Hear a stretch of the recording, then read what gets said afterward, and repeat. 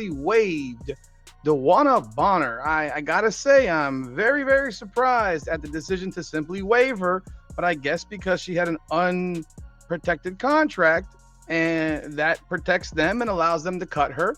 So they have waived DeWanna Bonner. And guess what? Ari McDonald is back in the picture. They have re-signed the speed racer, pesky point guard who was doing so much in those 4 or 5 games that she played for the Indiana Fever while Caitlin Clark was out on the mend. Forget what you think you know about the Indiana Fever. The team just got rocked by a seismic event. A celebrated veteran is suddenly out, her departure shrouded in baffling rumors, while the league's superstar rookie is battling a mysterious injury, sparking whispers of a deliberate cover-up. This isn't just routine basketball drama, this is a calculated game of deception, a meticulously orchestrated storm, and the true stakes are far higher than anyone imagined. What if the chaos wasn't accidental, but a diversion designed to hide an even darker truth about power, perception, and the brutal business of protecting a multi-billion-dollar brand at any cost? Prepare to question everything. Steph, did you have do you have any parting message for DeWanna or anything? Like that you coached her before the season, obviously. Yeah, I mean, first and foremost, obviously we're disappointed that things didn't work out. I love DB. I mean, DB is somebody that I have so much respect for. She's a Hall of Famer. And while I'm disappointed, I always, first and foremost, want her to be happy.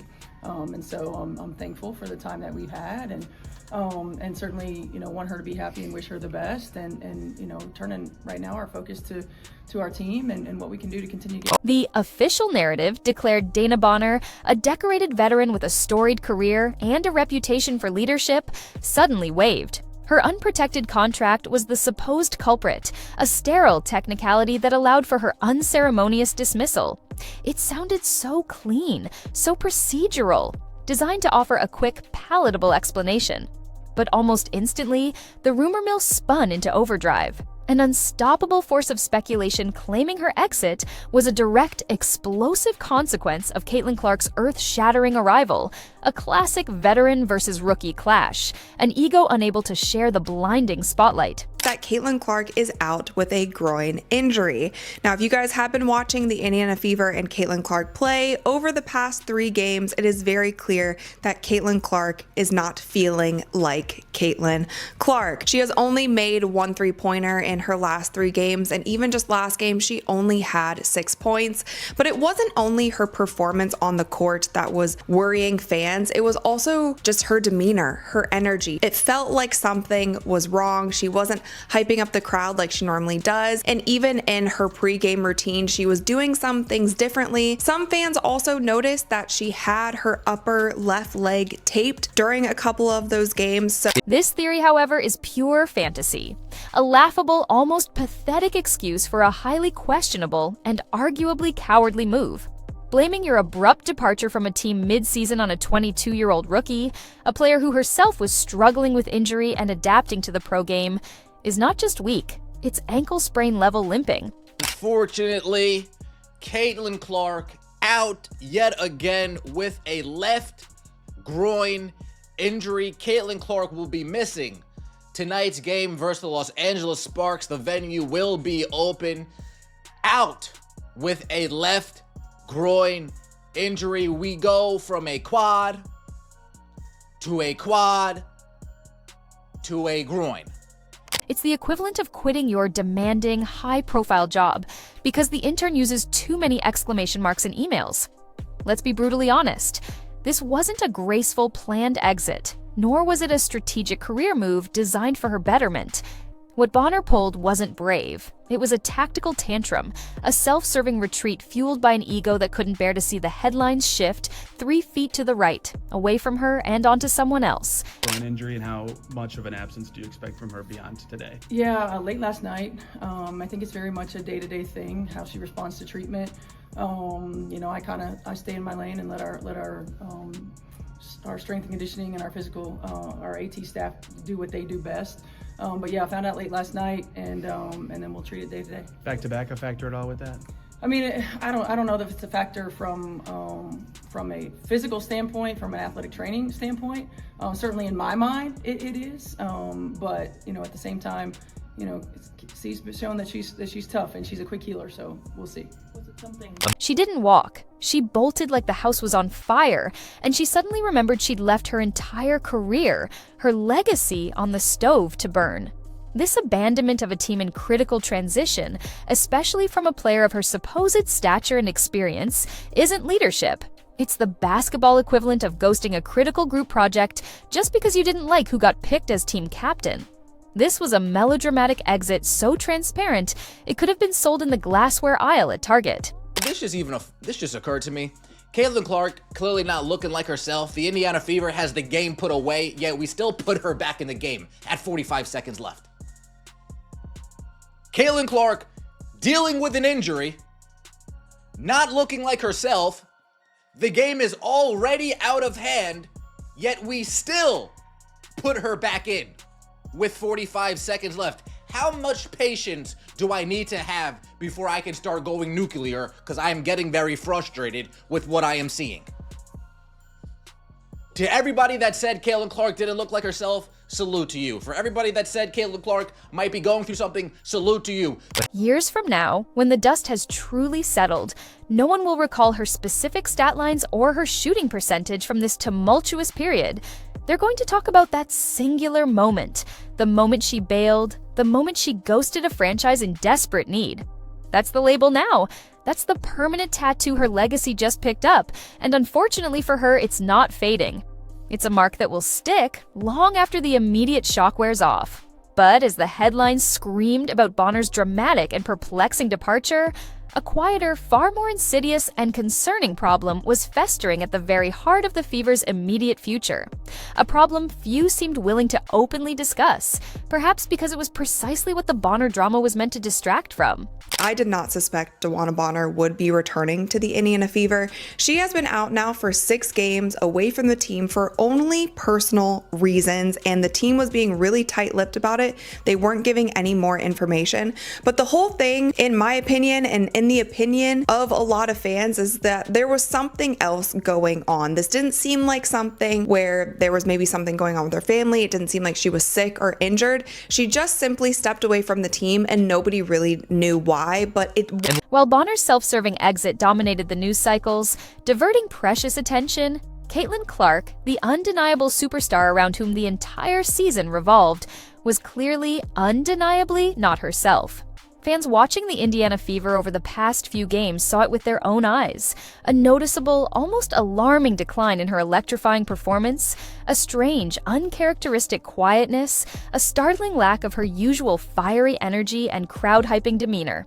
She'd only managed to sink 1 3-pointer in her last 3 games, barely registering a paltry 6 points in a recent outing. Well, look, there's so many things that go into, and I'm talking about being happy personally. Like I want her to be happy personally. I mean, there's so many things that go into it.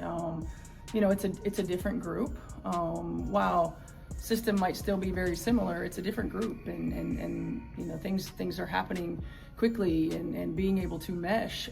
Sometimes it works and sometimes it doesn't. I think we've seen that in sports for a long time. Her entire demeanor was off. Her pre-game routine, usually a ritual of focused intensity, felt different. Some eagle-eyed fans even spotted her upper left leg taped during crucial high-stakes games, a clear visual cue that something was physically amiss. The official diagnosis, when it finally trickled out through the corporate channels, was a left groin injury, casually described by the team as day-to-day. But for anyone who follows professional sports, particularly basketball, or anyone with even a passing understanding of athletic physiology, that phrase, day-to-day, for a groin strain is not just a red flag. It's a blatant, almost insulting misdirection. All right, so as y'all can see, man, the Indiana Fever ended up announcing the status report for tonight's game versus Los Angeles. Caitlin Clark out left groin. Oh, man. Look, that groin is nothing to play with, man. If y'all didn't see how Anthony Davis was taken out this season, well, I guess last season, or whatever the case may be, it just appears out of nowhere, all right? The groin is nothing to play with, man. And, it kind of explains a little bit more why her shot's been off. We can see that she's not 100%. Of course, with the sniffing and it look like she's out of breath at times. Those things where it just kind of look a little off, right? It don't look like Caitlin Clark. A groin injury for an athlete of Clark's caliber, one whose game relies on explosive cuts, sudden acceleration, and relentless movement, is rarely, if ever, a day-to-day issue. It suggests weeks, if not months, of recovery and rehabilitation, certainly not a return in a matter of days. This immediately raised glaring, uncomfortable inconsistencies. Was her current injury connected to the previous quad strain she'd battled, barely making it back on the court after a shorter-than-expected recovery? Was she playing hurt, pushing through obvious, debilitating pain for appearances, for ratings, for the machine? And if so, why was she still on the court in the dying seconds of games already irretrievably out of hand? So lads, Caitlin Clark is out injured right now, and it appears that we know, well, she's out injured with a groin injury, and it appears there is footage of how it happened. And this one's on the coach. This one seems to be on the coach, but at the end of the day, I do think when it comes to this that it's not like there was nothing beforehand. It's not like she was 100% healthy. Because she seems to have been injured for a while. Why did the coaching staff, supposedly tasked with protecting their players, leave their most valuable, most marketable asset exposed to further, potentially career-altering damage? It raises profoundly uncomfortable questions about player management, about the ethical responsibility of the team and coaches, and whether they were prioritizing short-term appearances and media optics over the long-term health and the burgeoning career of their franchise player. This unfolding medical mystery surrounding the league's most valuable asset wasn't just about a physical ailment. It quickly escalated into a symbol of a deeper, more disturbing lack of transparency and a potentially calculated manipulation of public perception. Fever made a move. They decided, why wait? We're not going to trade her. We're going to cut her. Now, I have to ask the other question. Is there something else coming after this? There has got to be something else coming after this. It cannot just simply be that you cut DeWanna Bonner and you re-signed Ari McDonald. It's funny how I don't know that any of us could have projected a few weeks back that DeWanna Bonner would be released. The team's response to Clark's injury was not just vague, it was a masterclass in obfuscation. A tight-lipped strategy, corporate jargon so devoid of meaning it could have been generated by an AI, and a frustrating, deafening absence of concrete answers. Instead of clarity and reassurance, fans were fed corporate shrugs that bordered on outright contempt. These are loyal supporters, shelling out real money for tickets, for merchandise, for broadcast subscriptions, for the very lifeblood of the league, and they are met with a wall of silence. But the truly jarring paradox here is glaring. Caitlin Clark, a generational talent with an unrivaled social media presence, a voice that commands millions of followers across every platform, remains completely, chillingly silent on her own injury. There's a lot of things going on, a lot of things pointing to the fact that something wasn't right. And I have to be totally honest with you guys, I am not surprised by this news at all. I was just having a conversation with my fiance last night and I told him, I was like, I think Caitlin's hurt. I'm not going to be surprised if sometime soon the Indiana Fever pulls her and sits her for a few games. I think she is still battling some sort of injury. And less than 12 hours later, the news dropped from the Fever. But it's a tough blow not only to Caitlin because we know that she loves to be on the court. It's a tough blow for the Indiana Fever because that is their superstar. Whether she is playing to the best of her abilities or not, they are still a better team with her on the court. Not a tweet, not a post-game update that doesn't sound like it was drafted by a corporate lawyer on decaf. Why the secrecy? Why isn't she, the one most directly affected, speaking for herself, offering even a brief, reassuring word to the legions of fans who adore her? The cynical conclusion is hard, almost impossible to ignore. Her injury and the deliberate ambiguity surrounding it is a security blanket, a convenient label, a carefully constructed narrative designed to shield her, or the team, from something they wish to conceal. Caitlin Clark, WNBA superstar, just returned from a left quad strain. We said be closer to a month. We said definitely longer than the 2 weeks the team initially said. Closer to 3 weeks. Congratulations, she made it back early. But now comes another injury on top of the left quad strain. It's a left groin strain in the last few seconds of the game on Tuesday, 2 days ago. They're saying it's day-to-day. Groin strains, especially for basketball players, are rarely day-to-day. It would be a good outcome if she returned in a week to 2 weeks. Day-to-day does not seem... Perhaps it's a strategic way to manage her minutes without public backlash, to preserve her for a deeper playoff run, or to simply protect her pristine image from any hint of weakness or vulnerability that could undermine her brand. This is the brutal, unforgiving business of basketball, where protecting a multi-million-dollar, indeed multi-billion-dollar brand often supersedes honest disclosure and genuine transparency. This isn't just about health alone. It's about control, perception, and a narrative carefully spun to ensure the golden goose continues to lay golden eggs, regardless of the truth. While the world grappled with these opaque narratives and the unsettling silence, the Fever quietly welcomed a new face, a stark contrast to the drama that had just exited stage left, almost as if on cue. And then, almost as if by design, a quiet but incredibly significant shift occurred. The re-signing of Ari McDonald, the electrifying speed racer point guard, back in the fold. This was more than just a procedural roster move. It was an infusion of pure, unadulterated grit and tenacity into a team that desperately needed a stabilizing force. McDonald, a player defined by her relentless hustle, her defensive prowess, and her unyielding drive, embodies everything Bonner's dramatic exit starkly lacked. She's allergic to drama, thrives under the immense pressure of the WNBA, and simply gets the job done. Her return wasn't just about filling a void on the roster, it was about fundamentally shifting the entire team's energy and focus. Bonner's histrionic departure, however ignoble, inadvertently cleared crucial space. Sometimes subtraction isn't a loss, it's the loudest, most impactful form of addition, creating necessary room for those truly dedicated to the cause, for those who aren't fleeing when the locker room volume turns up. With McDonald back in the mix, the energy has audibly, palpably shifted. Less diva, more diligence, less ego, more execution, less noise, more results. The team can finally breathe, focus on building genuine chemistry, and concentrate on the actual work of basketball, rather than endlessly propping up a manufactured storyline that had been running on fumes and inflated egos. This isn't to diminish Bonner's past contributions, but her departure certainly removed a massive self-inflicted distraction. While McDonald's return signaled a welcome, refreshing change, it couldn't erase the lingering unease, the gnawing suspicion that refused to fade. The orchestrated chaos surrounding the Fever hinted at a much grander, more unsettling game being played behind the scenes, a game far beyond the scope of any single player.